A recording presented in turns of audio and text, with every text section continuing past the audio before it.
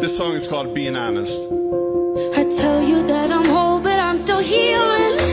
I tell you that I'm happy, but I'm grieving. Thought I was a fighter. I'm still in the fire. But if I'm being honest, I'm not being honest. I'll give you roses, just hoping you don't see the weeds in my garden. If I'm being honest, I'm at my darkest. I'm sitting here waiting and praying for someone to show me what love is. I'm just being honest. Hey, we are so excited that Kendall is going to be right here in our services, live anyway, as a part of our services in July. And she's going to not only perform her song, but help lead worship, be a part of the team. We're really excited about that. So more information about Kendall being here in a few short weeks coming really soon. But I want to give you a little glimpse into my last week. Sheila and I were out of town last Sunday because Compassion International invited us to be a part of a vision trip in Peru. And we got a chance to travel down there and see some of what God is doing through Compassion and their commitment to end poverty in our lifetime through the hands of the local church. So cool to be able to see how God was working through the programs and the efforts. Maybe you've sponsored a kid through Compassion and our partnership with them in years past. I know Sheila and I have sponsored Paola in Ecuador over the last 14 years, and we're so excited about the next phase in that partnership. You'll get to hear more about that in months to come. But here's the thing that is so exciting and interesting to me, at least. We went and we were gone for 6 days, 5 nights, and we were in that time in 5 different hotels. We were on 8 different flights. We were on trains and buses all over the country, one thing after another. Now, I don't tell you that to just tell you about my week's travels. I tell you that to remind you of something that is so true, that you didn't know that about my week, and I don't know what kind of week you've had. And the weeds that grow up in our garden grow up each week in regular time. They just start popping up in different places. And I don't know the week that you've had. I don't know what you've been through, what you've gone through. I don't know what you're shouldering, what the burden feels like to you. But I do know this. You've made a great decision being here today. You made a significantly good decision being in this place at this moment in this time, because today could be the day where you begin to take your next step out of the mess that happens when we don't tend to the weeds in our garden. We all have them, right? We all have the real life weeds that pop up in our lives. In fact, we did a survey a few weeks ago, and I just remind you of this. It reminded us that about 97% of us deal with some level of stress or burnout, anxiety or worry, trauma, self-esteem issues, depression, suicide, and self-harm. These are not the national statistics, by the way. Again, I just remind you that this is an everything from us. These are 400 people that took this survey right here listening to our voice at Journey Church. About 97% of us deal with it. And about 96% of us, 94% of us know someone who deals with it. Real life stuff. Again, I don't know how your week has gone, but I do know this, that your week has a better future than you have a past. There is hope for the darkness that you're in. Now listen, a couple weeks ago, we launched this, and last week Chris unpacked this a little bit more, but we have these 4 places, these 4 planters in our lives where weeds grow up. These things grow some pretty beautiful flowers. It allows us to offer roses, while we're hoping people don't see the weeds, but these weeds pop up in circumstances in our life. They pop up in our biology. They pop up in things that need to be treated clinically. They pop up in some spiritual ways. And one of the things I want to make sure that we understand, that we underscore constantly in this whole series, is that everything is spiritual, but not everything is purely spiritual. There is a spiritual aspect to the circumstances that you face. There is a spiritual aspect to the biology.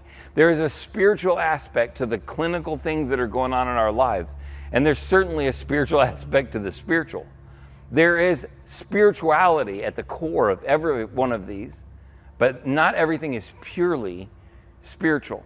Chris launched us into understanding this key passage for us that are going to kind of overshadow these few weeks together in this journey. We want to understand where these weeds come from and what is the thing that we can do to combat the weeds of our mental health.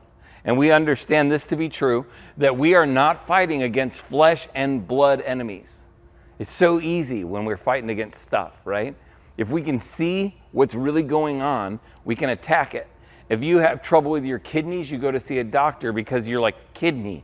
You can touch that, you can biopsy it, you can ultrasound it, you can CAT scan it, you can do some sort of medical thing to access it. But in this particular situation, spiritually, emotionally, and mentally, we're not dealing with flesh and blood stuff. We're dealing with something deeper that's harder to access. But we're fighting against rulers and authorities of unseen world, against mighty powers in this dark world and against evil spirits in heavenly places. Everything is spiritual at its core. There is a spiritual effort to kidnap and harm you, to kill and destroy the circumstances in your life. There is a spiritual effort, right? He says that the rulers and authorities of the unseen world stand against your health in a biological sense. There's a part of the enemy's strategy that wants to steal, kill, and destroy so that you don't feel the freedom to seek out clinical help when you need it. And certainly we recognize that as spiritual. It's not only in this bucket that the fight against us resides. It's in this bucket and in all of these buckets. Kind of at the foundation of each of these buckets is this fight against something that's much deeper. It's what we've been talking about, is that the enemy attacks us at these deeper levels, and he wants to tell us stories. Now listen, what I'm not doing is talking only about this bucket, only about this planter, only about this situation. Everything is spiritual. And at the core of our mental and our emotional health is a real life struggle that we have against rulers and authorities in the unseen world. Because our enemy is real. And it says in John chapter 8 that our enemy is a murderer. He's a murderer from the beginning. He has always hated the truth because there is no truth in him. When he lies, it is consistent with his character, for he is a liar and the father of lies. He lies to us about our circumstances, that they are somehow overwhelming us.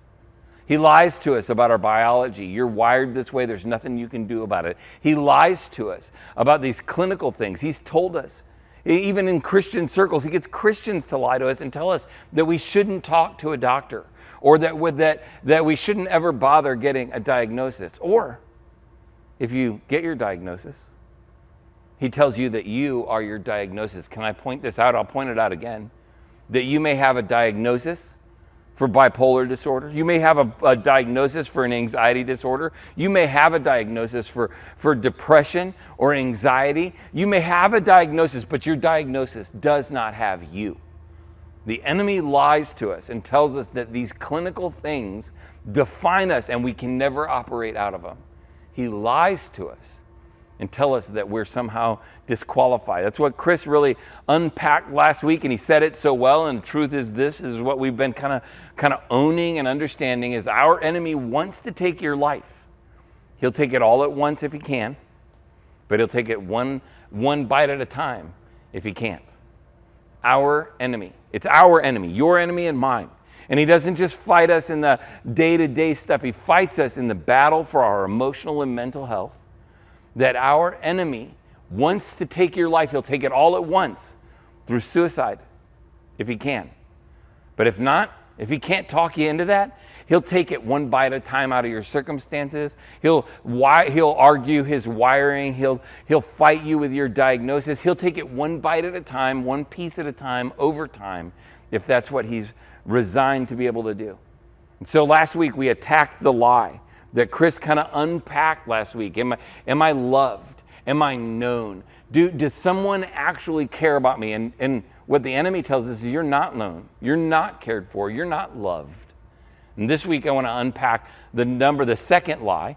It's not necessarily the second in order of importance. It's not the second in order of like value in our lives. It's just another lie that the enemy tells us at the core of all of these places that kidnaps our mental and emotional health. And this is it, is that I am somehow ruined, that I somehow can't be used by God.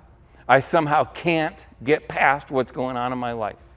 That there's a lie that resides in all of our life that kidnaps our mental and our emotional health, and it tells us that we're somehow ruined. Maybe it's your circumstances. Maybe somebody has assumed something about you, and over time, you've come to assume it about yourself. You see how the enemy works to take our circumstances and assume that you are what other people believe you are. Maybe that's emotionally. You believe that you're damaged, that you're useless. Maybe people have told you that something you've done is not only what you've done, but it is who you are today. Maybe you think of that in terms of biology, that you're somehow put together differently. That God has wired you in a way that will always struggle emotionally or physically in some way. And that you've said, God, you've wired me this way, and I believe the lie that the enemy tells me that I am, because of my wiring, ruined. Because of my weight, I'm ruined. You see what happens is the enemy attacks us at this level of biology. There's a spiritual element at the base of it, and that the enemy wants you to believe those lies, that you are ruined biologically and you can't be used.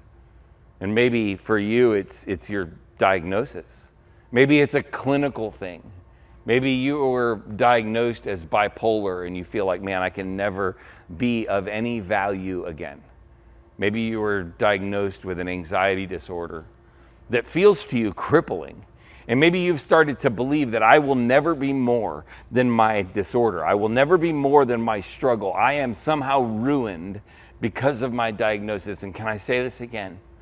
You may have a diagnosis, but your diagnosis does not have you. You are not ruined. There is hope. There is help. There is a future. Your enemy is a liar. He is the father of lies. He wants to steal and kill and destroy your life. And if he can't get you to believe in the suicide idea, he will get you to believe that he can take your life one bite at a time, one piece at a time. You and I and everyone else in all these places, we have to believe that God has a future. It's the same thing we believe here. Like we have a tendency to believe I'm ruined. Something that I did in my past, something in my story has somehow disqualified me from being able to be used by my God who created me and who Scripture reminds me that I'm a new creation. It reminds me that I am not defined by my yesterday. I'm defined by the love of the Savior. But what happens for us is that we tend to believe these places. I am what other people say. That I'm wired differently, made differently, I'll never succeed.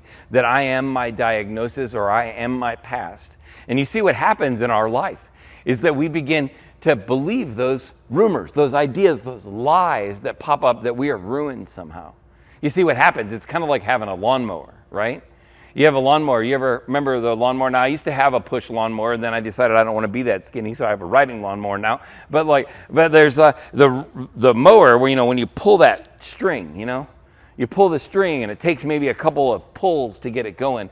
But once you get it going, the flywheel engages, and then it constantly just runs on its own, right? You're pulling the string, and you're engaging a flywheel, a thing that just carries its own momentum.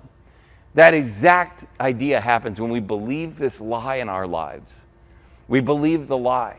The enemy says, you're ruined, right? You're ruined. You're ruined. You're ruined. And then you get it finished. I'm ruined. I'm ruined. And then once it's ruined, it goes from you're ruined to I'm ruined. Man, it just mows up everything in its path, doesn't it? Happens in every one of our lives. We go from you're ruined, you're ruined, you're ruined to I'm ruined, and I believe it and operate it. You are not ruined. In fact, I want to unpack some of those things that are so important for us to understand. But to be able to get to the truths, we have to understand this.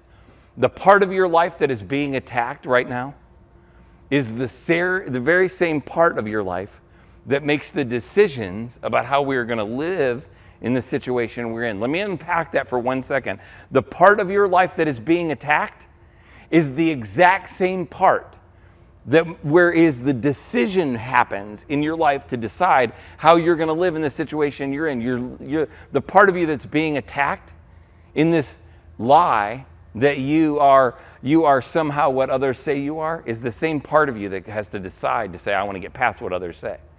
The part of you that says, that's being attacked, the part of you that says you're wired this way, you'll never be more than that. That's the same part of you that has to make the decision to move past it. The same thing's true of your diagnosis, of your sin in your past. Whatever issue you're dealing with, the part of you that is being attacked by your enemy is the exact same part of you that has to decide to do things differently. And that makes it really hard to accept some things. You and I have to recognize, if we want to be emotionally healthy, if we want to pull the weeds in these gardens and allow the beautiful flowers to grow in these places, then you and I have to choose to believe truths from God's word rather than the lies of the enemy. Because what he's doing is attacking us at the very place that we need to access to be able to live a healthy and right kind of life. The first truth I want you to get is this, is that God is not surprised by our struggle. And I say that intentionally. At first, I wanted you to know that God is not surprised by your struggle, but it's not just your struggle. It's what we talked about earlier. God is not surprised by our struggle. It's not just your struggle, it's common to all of us. God is not surprised. He wants to step in. In fact, that's why he came, was to step in and heal our struggles. Do you realize that in Scripture there are every one of these situations? Like he dealt with one lady in a circumstantial issue. She had committed the sin of adultery over and over and over again, and God healed her in the place, the woman at the well, he healed her in a place of her circumstances. He dealt with biology of one lady who was struggling with the issue of the flow of blood. He healed her in that place. There was someone who was demon-possessed that had what we would call a clinical issue. There was something deeply spiritual and clinical. The guy was lost in his mind. He'd gone mad, and Jesus healed him at that level. And we're going to talk a little bit in a couple of minutes about the man who was lame, couldn't walk, but his sin issue was the problem, and his friends dropped him down. God came to heal those things. It's what Jesus said he came to do. He read from the book of Isaiah, and he said, "The Spirit of the Lord is on me. God has anointed me to bring good news to the poor." He's not talking about just the people who don't have cash. He's talking about all of us who are poor and broken too. He says, he has sent me to proclaim to the captives will be released, that the blind will see, that the oppressed will be set free, and that the time of the Lord's favor has come. Jesus said, I came to breathe life and grow flowers in all of the gardens that are overrun with weeds. Whether they're the circumstantial, the biological, the clinical, the spiritual, God came to bring life and hope into these places to set us free from captivity. That is so much more powerful than the lie of the enemy that you're ruined. That God came to give life. You need to understand that God is not surprised by your struggles or mine, or how we might say it, our struggles. And God's not surprised by our sin. It's not like God goes, oh, when I died on the cross, I didn't realize you were going to do that. When I gave my life in your place, I guess I wasn't thinking you were going to do that thing, right? Maybe you were thinking that's what God was going to do, but that's not how it works. God is not surprised by our sin. In fact, he inspired Paul to write it this way. He said, "For all have sinned and fall short of the glory of God." You know, when we see sin, sometimes we see it like a bunch of different buildings. We're looking at a skyline. We see one sin as more significant than another sin. We see like this building is taller than that building, or that sin is bigger than this building. But God kind of sees it, I think, from like this vantage point. looking over our sin and going, look, they've all sinned. They all look the same height to me, and these are the same height. Maybe that's a bad illustration. But God looks on the city of our sin from above and doesn't see taller or shorter. He just sees that it's present in every one of our lives. All of us have sinned. God's not surprised by that. I told you earlier we were going to talk about this man. This guy couldn't walk, right? And his friends were really close to him, cared about him a lot. And so they said, hey, we're going to carry him to Jesus. So they put him on his mat, and they grabbed the four corners of his mat, and they walked him to where Jesus was. And when they got there was a big crowd of people, and all of the inside of the house where Jesus was talking to people was crowded with people, and he couldn't get in there. And even standing in the doorway, it says they were like trying to just get Jesus' attention, couldn't do it. There was a crowd that had overflowed this house. And so what did they do? I guess these guys are, what's crazy about it is I love them. They got to be some rednecks, right? Because they didn't like, hey, let's drop a message. Hey, let's try and influence some people. They're like, no, bro. We're going up on the roof. We're going to dig a hole in the roof, and we're going to drop him down, and we're going to get noticed one way or another. They're like, we'll take matters into our own hands. I like a good redneck that shows up in the story. And so these four guys walk up. They dig the hole in the roof, and they drop Jesus down. And they're like, hey, our friend has been crippled his whole life. Look at what it says. They couldn't bring him to Jesus because of the crowd, so they dug a hole through the roof above his head, and they lowered the man down on his mat right in front of Jesus. And the next verse says, seeing their faith, Jesus said to the paralyzed man, your sins are forgiven. I almost feel like there should be a question mark there. Like the author, like Mark needs to go, they dug a hole for this man who couldn't walk, and they lower him down. And they drop him in front of Jesus, and Jesus says, your sins are forgiven. And they wanted to go, I'm sure, right? From the roof. Hey, look, bro, Jesus, we didn't dig this hole in the roof. You get his sins forgiven. He can't walk. I don't know if that wasn't real obvious. But you forgiving his sins seems disconnected. But Jesus was not surprised by his sin. Jesus wasn't taken aback by it. He knew exactly what was most important in his life. That he needed forgiveness for his sins, even more than he needed to walk, but that if he would forgive his sins, that he would be able to walk. I don't know all the connections and ties, but I do know this, that God, Jesus, wasn't surprised by this man's sin. He did not know. He knew exactly what was going on and loved him anyways. I don't know all the connections between his walking and his sin. I don't know if it was just this or that. I don't have any clue about all the inner workings or underpinnings in it. But I do know this, that Jesus wasn't surprised by his sin, and he's not surprised by yours. He's not surprised by mine. He knows it already and knows exactly what I need when I need it. God is not surprised by our struggle, and God is not surprised by our sin. And here's another thing that we have to get, is that nothing is too small for Jesus. Some of us really need to hear that. That nothing is too small for the healing power of Jesus.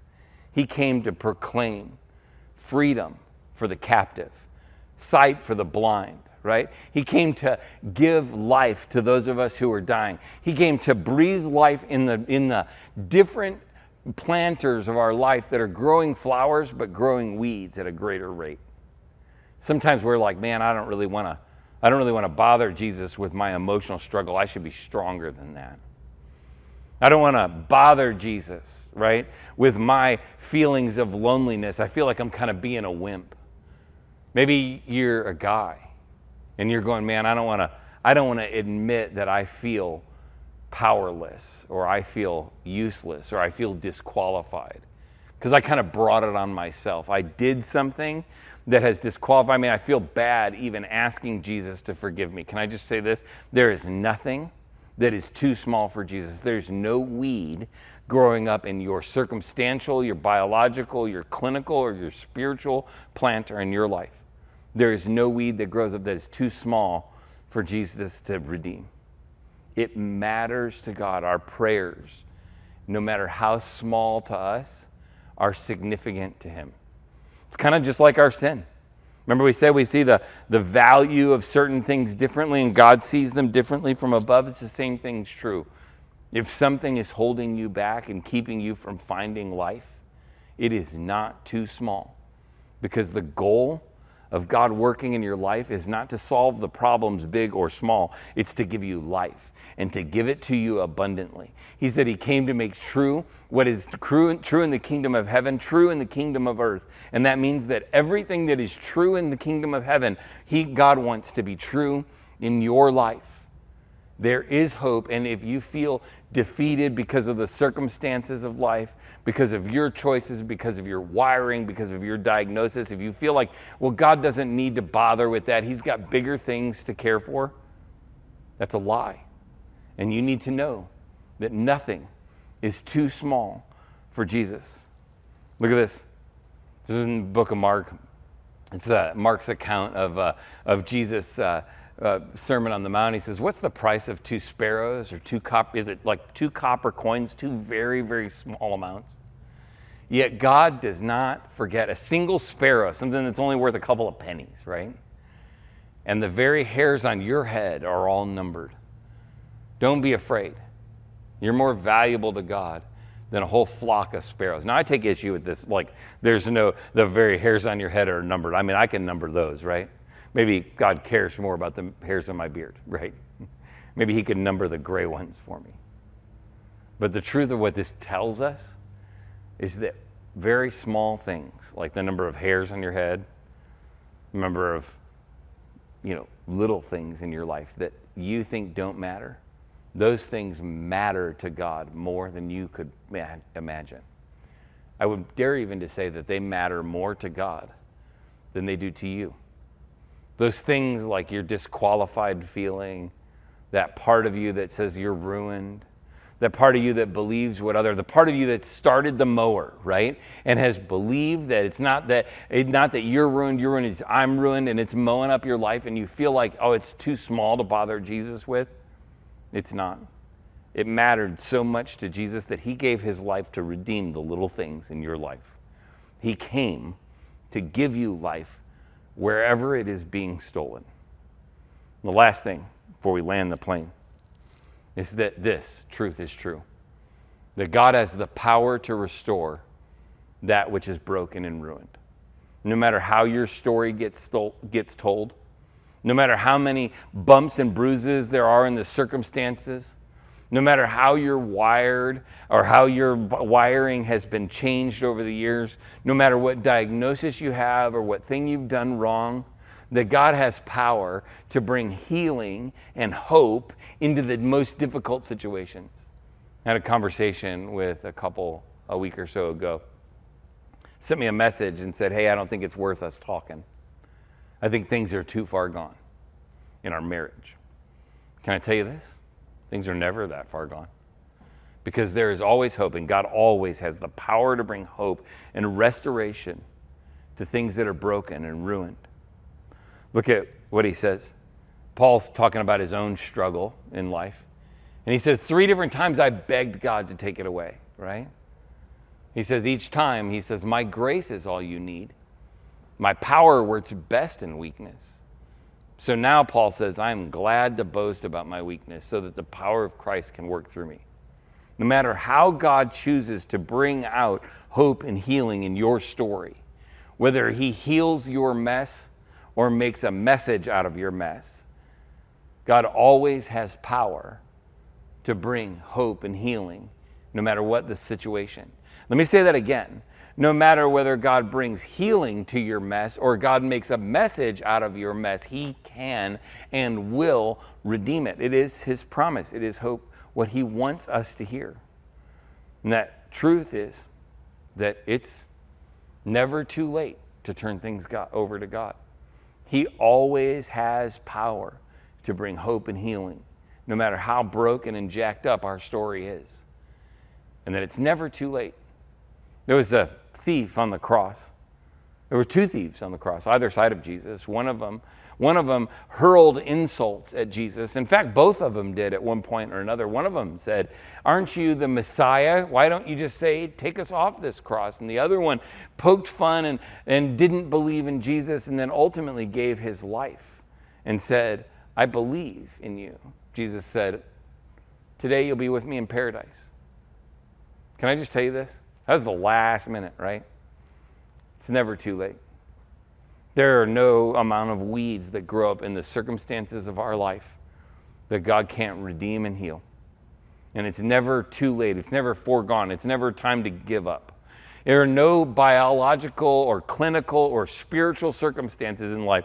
There are no amount of weeds that can overwhelm the beauty of what God has. There's no amount of darkness that can overwhelm even the slightest light. It's never too late. Can I say that again? There is no amount of darkness that can overwhelm even the slightest light. No matter how dark it is, light always permeates darkness. Darkness flees every time light is present. Every time light is present. There's no amount of darkness. There's no amount of weeds that can't be healed in the garden of your life. So we're going to end this again with what I promised you is going to be every week a time of decision. There are people in this room, people joining us online who need desperately to take their next step toward Jesus. Can I offer this to you? No matter what your struggle is, it is never too late to give the lordship of your life over to Jesus Christ. And there is no hope in your life if he is not present. Darkness wins every time until we introduce light. And so maybe for some of you today, this is what's going to need to happen.